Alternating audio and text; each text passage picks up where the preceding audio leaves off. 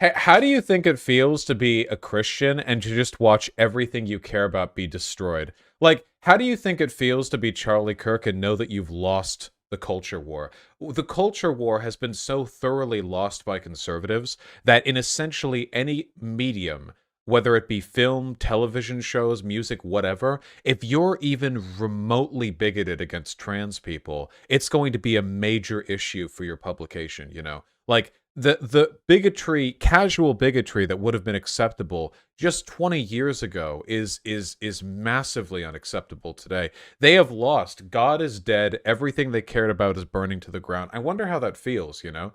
Like they're taking so many L's day after day. Just the L's keep rolling up. Like every day they wake up, people are more accepting of trans people, you know? Psychiatry and biologists, they've moved forward with this, that, or the other. You know, the world is getting better and they're just seething, you know?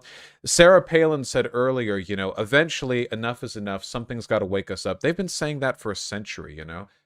Somebody's got to wake up about the dangers of desegregation. Somebody's got to wake up about gay rights. Somebody's got to wake up about gay marriage. Somebody's got to this, that, and the other. And it never happens because you guys are already awake. You're just smaller and weaker than us, you know? You are awake. It's not a silent majority. You're an incredibly loud minority, and you're losing day after day.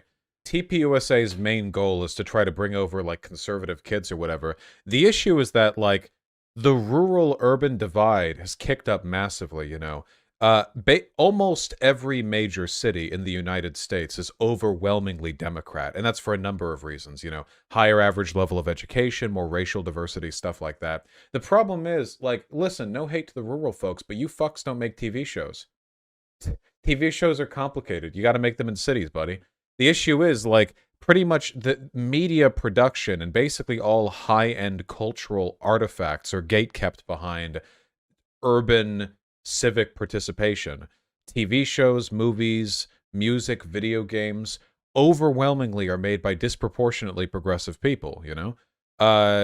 This is like an insurmountable, like, problem for conservatives. Now, I'm not saying this is some, like, historical inevitability. It's always possible there will be backlash, people's minds might change, but I don't really see it happening, you know? Like, nowadays, even, like, if you follow the indie game scene, you see this from time to time. Nowadays, indie games, if they have even slightly problematic stuff in them, will get, like, significant backlash. I mean, I remember there was an indie game that was hyped up a bit, but then there was some transphobic stuff, and I'm forgetting a lot of details here. I don't really remember, but there was something people thought it was fairly objectionable. It wasn't some little thing. I think it was worth really criticizing. Was it Ion Fury? It was something. It was something. This happens from time to time, but people got really mad, and stuff changes too. And another big part of this is that artists are overwhelmingly left-leaning. Not always, but generally. And that's because good art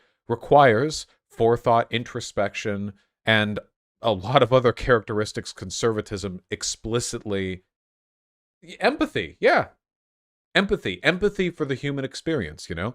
Being a good artist means being able to understand how other people feel about things. I mean, fundamentally, you know, you can be a good artist and not understand that, but I do think there's a component of empathy in much good art, especially like mass media produced art, you know, not just like a painting done by some highfalutin professional, but something that's meant to be consumed by hundreds of thousands or millions of people. You need to be willing to engage with people as they are. And that, again, conservatism is just not. You can look at this back through the ages too. Artists have always been relatively progressive. They were subversive and progressive 20, 40, 60, 80, 100, 150, 200 years ago.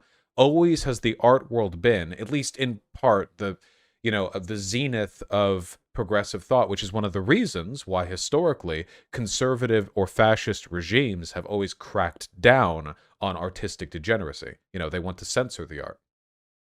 The least free people in the world are people that are addicted to either substances or things they can't get off of.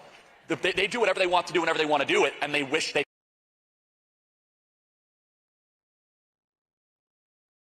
What? I think the least free people would be like slaves, maybe, or something like that, probably, you know, prisoners.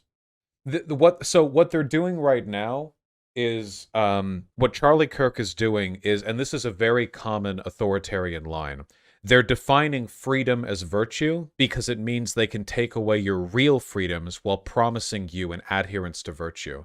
Fascists have done this historically, like, very much. So them, for example, using the surveillance state or cracking down on your civil rights, that's not them reducing your freedom. In fact, they're increasing your freedom by diverting you away from licentious or degenerate behavior. So, you know, in reality, this is a way of sort of semantically redefining. This is literally work will set you free. Over Auschwitz-Birkenau, work will set you free. That is the logic that they used.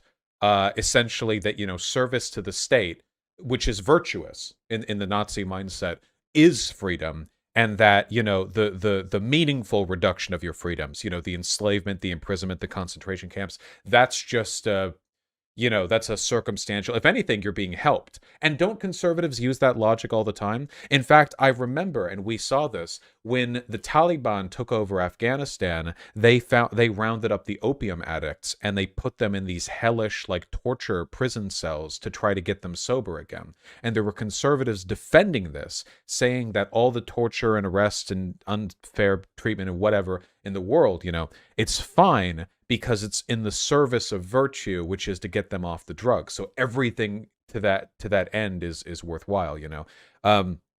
It is a deeply fascistic way of looking at the world. So, you know, I stand by my assessment. Reminder, if you see any TPUSA people at your college campus, okay, you have every right to call them nerds when you walk by, okay? Don't get in big arguments with them. Don't fucking debate them. That's what they want, okay? They want to upload to their Instagram videos of them reciting their talking points with you, okay? Just call them nerds and losers. Pick up their little pamphlets they have on their desk, and they'll be like, oh, are you interested? And yeah, you know, and you can be like, yeah, I just want to read what are retards into? And then, like, spit on the ground and throw it in the air and walk away. They will never upload that. They will never upload that, ever. They will never upload that. They might have their phones out. They will not upload that, okay? You can upload that if you want to. Yeah, just throw it away. Be like, hey, this is really interesting. Can I take, like, 5 of these for my dorm mates? And they'll be like, oh, yeah, sure. And then walk over to the trash and fucking throw them right in there. And then give them the fucking birds and walk away. Perfect. Okay? There we go. Easy. Just, yeah, don't engage. Don't fucking give them what they want. Yeah. All right, okay, cut it. Stop. Cut the feed. Stop. That's enough. How does Charlie Kirk get away with lying straight up in every single sentence almost?